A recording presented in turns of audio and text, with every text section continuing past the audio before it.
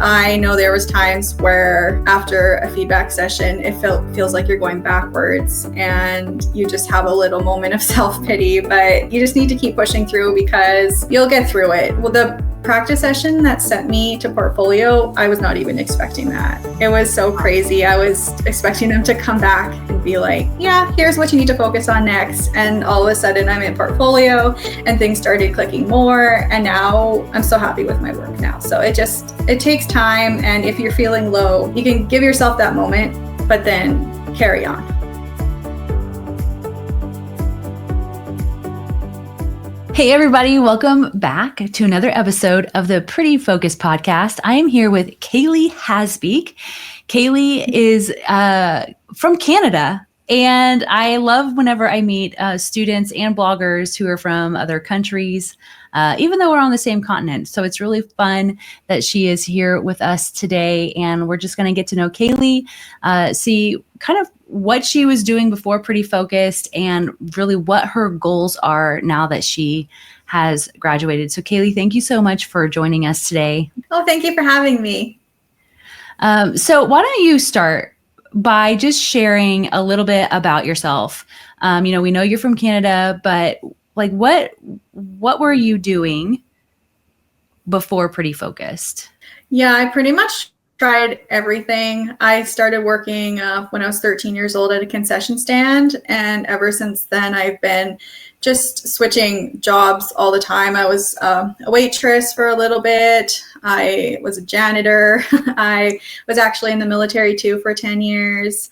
And then after I left, after I left the military, I have a job at an airport right now. I actually do the weather for the pilots, which is what I was doing in the military. So I have some experience with that. And then about 2.5 years ago, I picked up a camera for the first time. And it was just like, I can't believe I haven't thought of this before. It was just like, it just clicked. I'm like, yeah, I want to do photography. And I'm just starting to branch out in all the different directions and see what works for me. Sure. I love that. Isn't it just so funny when you pick up that camera and you're like, I can create something with this? Yeah. And I've always been an artistic person. I also went to university. I have a degree in business, but you also have to take all these elective courses. And I took painting, a few painting courses. And I just love that too. I just love doing something where I can create things. Yeah, that's amazing. So you are a creative at heart. Yes, I would say so. I love that. I love that. So what kind of photography have you been doing the last 2.5 years?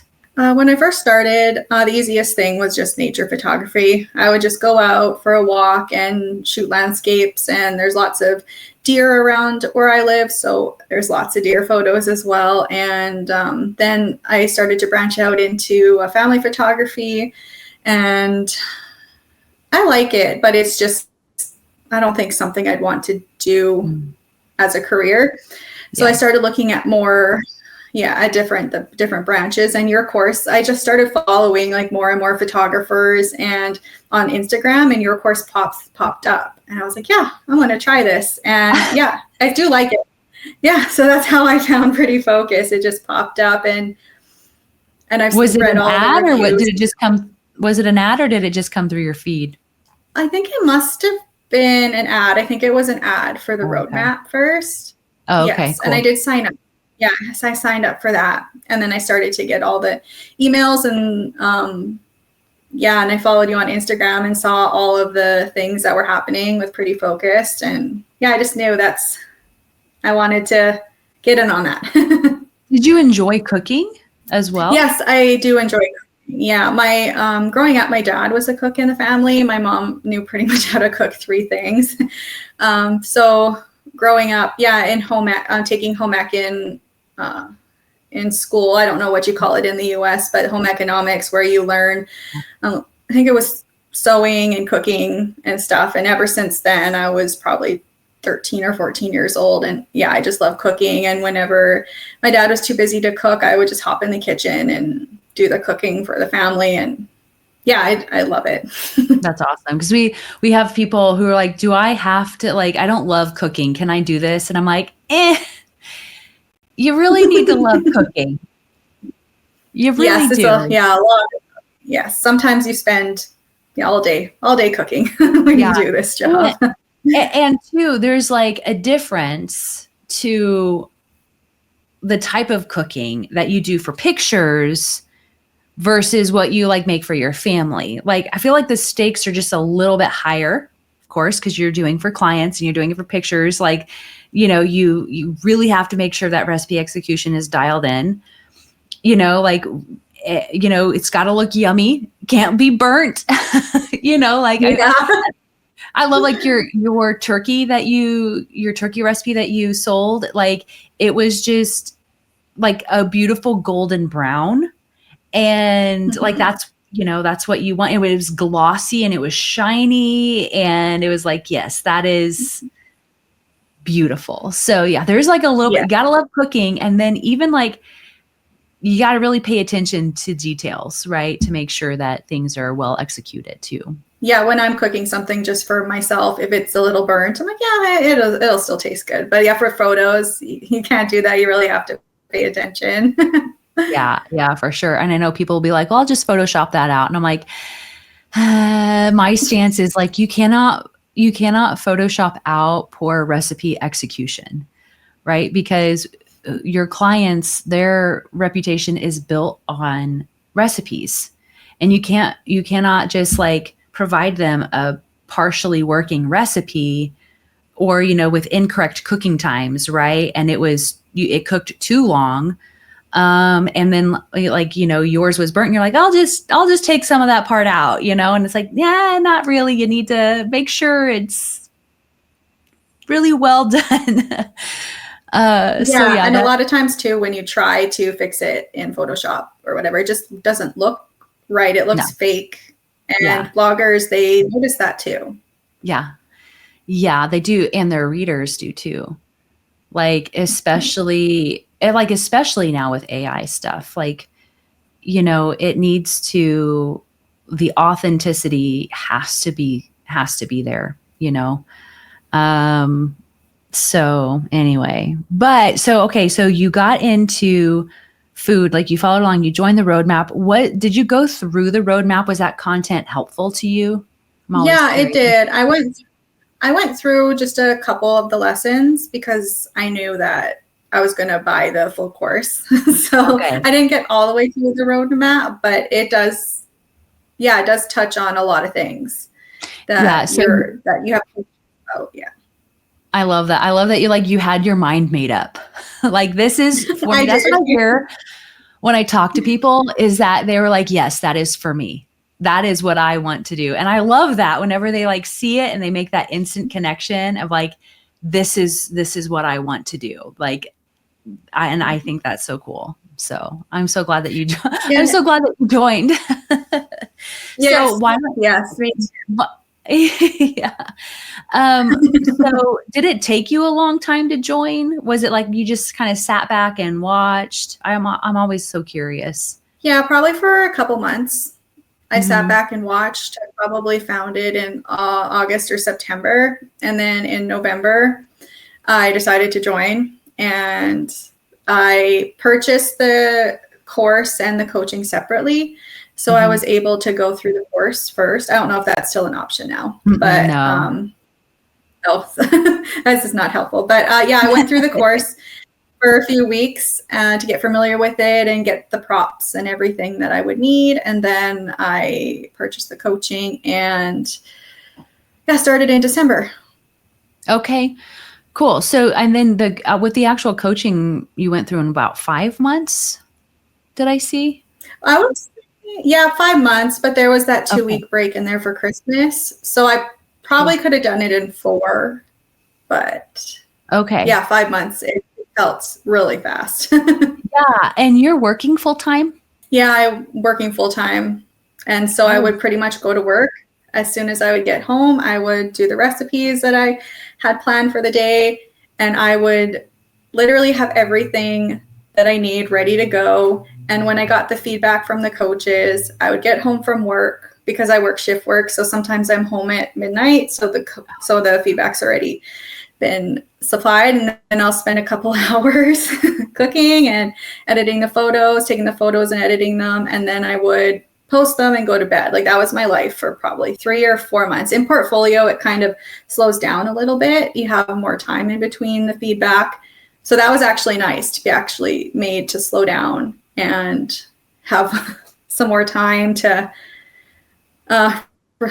relax and really plan the next photo session for the next practice session. But so it sounds like doing the month-to-month coaching helped push you, like help motivate you, right? Yeah. Since it was month to month, I knew that the less time that I spent, the less money I'd pay, even though at the end of the day, it was probably about the same amount as if I purchased the coaching and the course together. I probably would have got it done in the same amount of time, and it cost the same amount of money. So looking back, and I know with the full package now, you have, I think, a year. You have a year for the coaching in the course. You have a year, but you are only paying for 6 months. So it's like buy 6, get 6.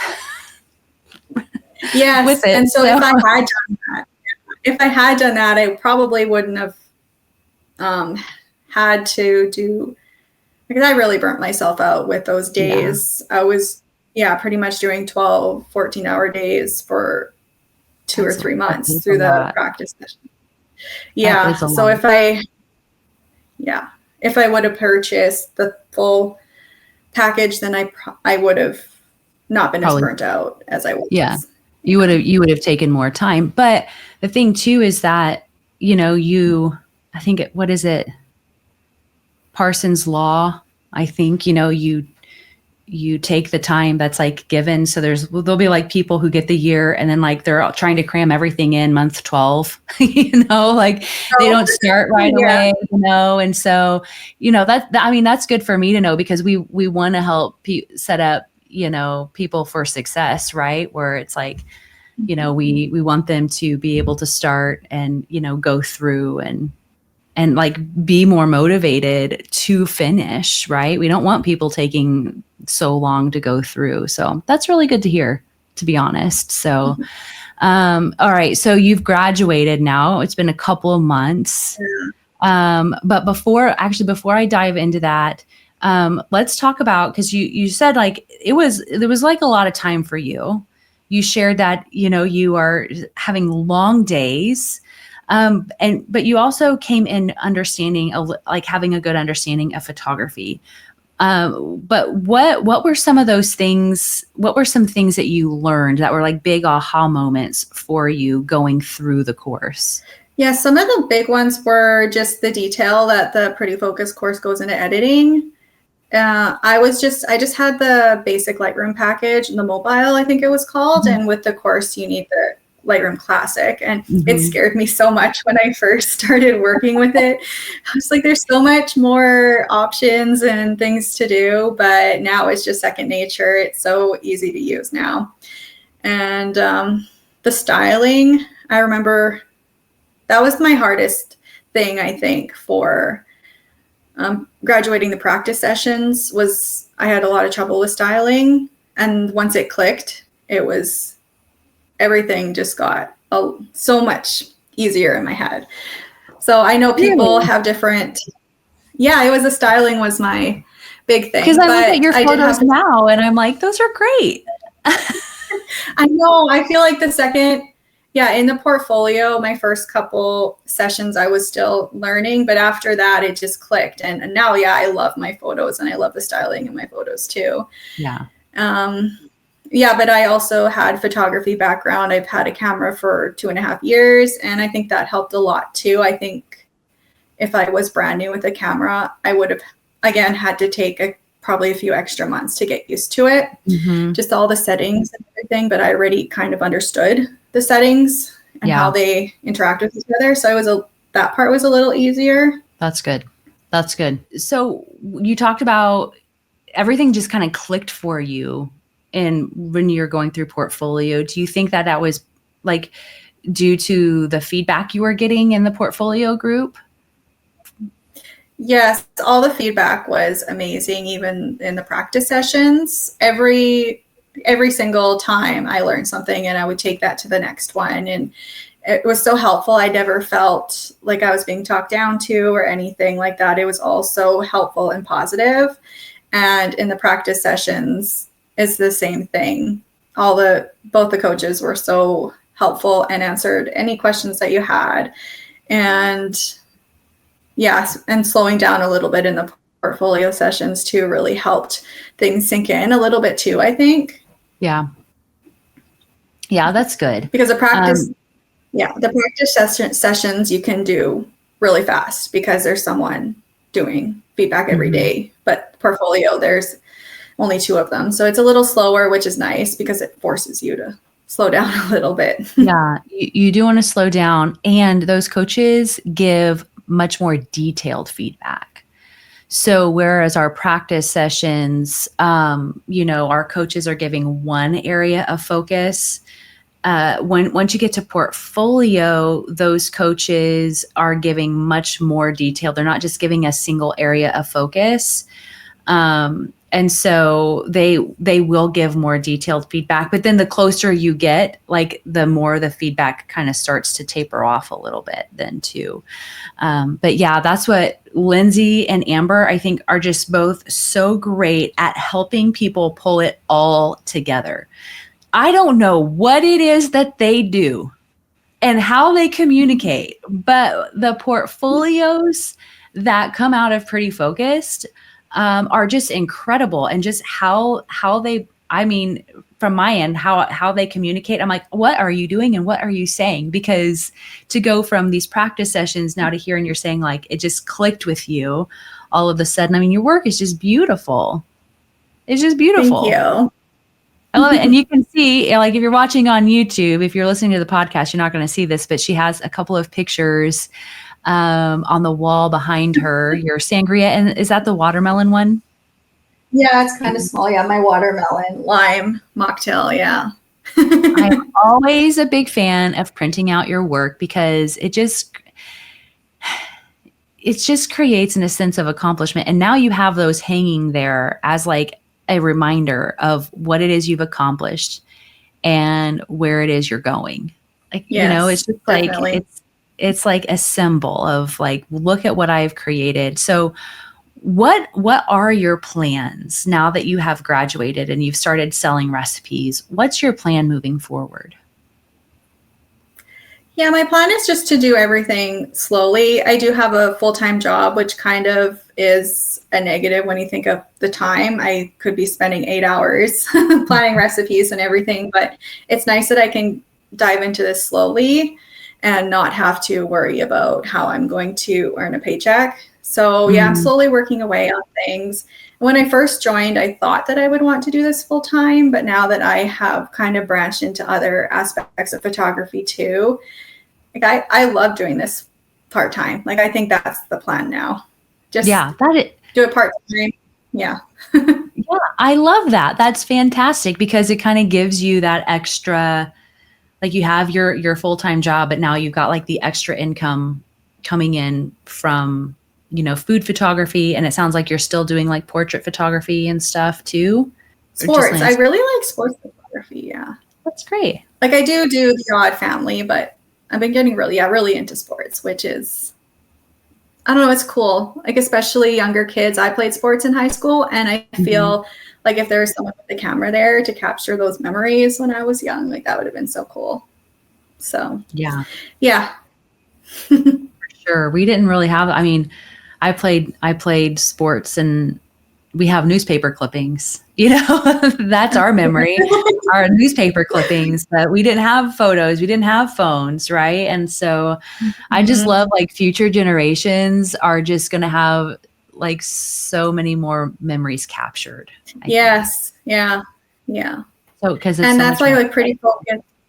Yeah. And the Pretty Focus course, it translated into those other areas as well. I learned so much in the editing portions and it just gave me so much more confidence in my photography skills and the editing that I feel like I'm putting myself out there more now than before I even took this course. So that is, I was just going to ask that, like, if you saw that it helped you in those other areas, that's really great. I just think that whenever you are doing different, types of photography and you have different lighting scenarios, I mean, I know just all the different aspects of photography, just helped me to be more a rounded photographer. And so, even that's why it's like, if you come into Pretty Focus and you've never picked up a camera before, like, that's okay. We will teach you. But, don't just limit your practice to your studio setup, right? Go outside take your kids outside to the park, photograph them at the park, just work in different lighting scenarios, and it will really help you to really understand those camera settings so much easier. So and the focus too, where to put the focus as well. Yes. Yeah, absolutely. So really don't be shy. Don't just limit yourself to the bowl of apples. I mean, I think that's like practice session homework number 1. A lot of people put the bowl of apples on the table. You can do that. You can put a plant, whatever, but just don't limit yourself to that, because that lighting is very controlled, right? And so whenever you can be in lighting scenarios that are not as controlled, right? It just really helps strengthen your skills as a photographer. That's just my 2 cents. That's what I've experienced personally. And it sounds like you have too, right? Yes, definitely. Yeah. Yeah. And then editing those different, scenarios too, the people, the colors, the greens, help you. I think that is like the challenging part whenever it comes to like probably sports. I mean, I'm visualizing like soccer or something outside, you have the greens, to me also translate to food, because now I'm going to be looking at those greens, because greens, like if I'm photographing people outside, I'm going to be making adjustments to the greens so they don't, because they can like look like neon yellow sometimes. And so I'm like, I pay attention to greens because they can look really bad. And so that helped translate to food for me, because I'm looking at the strawberries. I'm looking at like the cilantro on top of the soup, right? Because I want to make sure that all of those colors really do look true to life. So I love that has helped you in all of those other areas. What about with your camera, going through like module 1 and camera foundations? Was there anything that you did not know that you learned in module 1, or was it all pretty much the same? No, I learned a lot. I just bought a new camera, the Canon R2 or R6 Mark II. And so, is that the right one? Yeah. Yeah. Awesome. And it was on sale for Black Friday. So I bought it, and I just had a Rebel before, and I didn't really get into all the menu settings and everything. Like, I didn't know what back button focus was, or, single point focus or servo or all that. I had no idea. And that really helped too, especially with sports, because you need to know all those different settings. It moves so fast. So it's nice. It was nice to know. And I actually did like look up a few things too on Google, but that got me actually looking at my camera and all of the other settings. And that really helped. And especially when you have a camera that has a ton of settings, it's a little overwhelming. But once you get the hang of it and practice a few times switching, it gets easier. Yeah, for sure. I was so resistant to back button focus for so long. And then I tried it and I was like, I cannot go back now. Like, I didn't realize I was giving up so much control by just doing autofocus. Back button focus really helps you to be in more control, I feel like. You can respond faster. You can focus faster. So I'm a big fan of back button focus. And for sports, me too. 100%. 100%. Yeah. It's helpful. for like the pour shots, you might wonder, well, how is that beneficial? Like food doesn't really move. So why would I want to use back button focus on food? And so really it is helpful on pour shots, or, doing like a rapid fire on those pour shots, because you can keep focus locked in on that one spot while like the syrup pours down. Right. Whereas like on autofocus, it refocuses after every photo. So you might get some in focus, but then you might have a lot of others out of focus. So that back button focus allows you to stay locked in on that single point. So if you were wondering, those of you listening, wondering if you should be using back button focus, the answer is, what would you say, Kalee? Yes. Yeah, learn how to use it and use it a lot. Yeah, do it. Don't be scared. Do it. I was scared. Yeah, I was scared. Right? Why? I was scared to shoot in RAW for the very first time because I thought I was going to mess something up. I'm like, why am I that person that's like so resistant to change? And it's just like a camera setting.